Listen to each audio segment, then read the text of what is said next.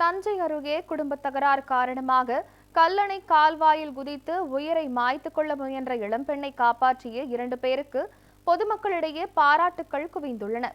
ஆற்றுப்பாலம் அருகே கல்லணை கால்வாயில் தற்பொழுது அதிக அளவில் தண்ணீர் சென்று கொண்டிருக்கிறது.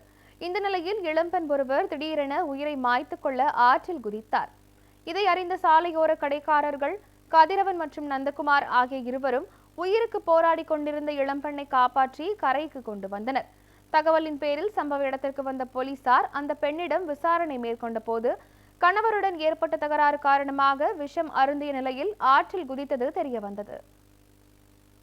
மேல இருந்து குதிச்சுது ஒரு பொண்ணு. அது குச்சி நீச்சல் தெரிஞ்ச பொண்ணுன்னு நினைச்சு அப்புறம் பார்த்தா உள்ள கை போகப்போ அது வரைக்கும் போயிடுச்சு. ஒன்னு 2 பசங்களையும் இறங்குடா ஃபர்ஸ்ட் இறங்கி போய் தூக்க முடியான்ட்டேன். தூக்கிட்டு காப்பாத்திட்டாங்க. அந்த மூளை வரைக்கும் போயிடுது. மேல இருந்து குதிச்சுது ஒரு பொண்ணு. அது குச்சி நீச்சல் தெரிஞ்ச பொண்ணுன்னு நினைச்சு அப்புறம் பார்த்தா உள்ள கை போகப்போ அது வரைக்கும் போயிடுச்சு. ஒன்னு 2 பசங்களையும் இறங்குடா ஃபர்ஸ்ட் இறங்கி போய் தூக்க முடியான்ட்டேன். தூக்கிட்டு காப்பாத்திட்டாங்க. அந்த மூளை வரைக்கும் போயிடுது. அந்த மரத்து வரைக்கும். இவங்க 2 பேரும் கதிரும் நந்து ஒரு பொண்ணு குதிச்சாங்க. பானிபூரி கடைக்காரன்னா காப்பாத்துக்கிடான்னாங்க. அதனால நான் காப்பாத்தினேன். வேற ஒண்ணும் இல்லை. பொண்ணு அந்த பாலத்து மேல குதிச்சாங்க.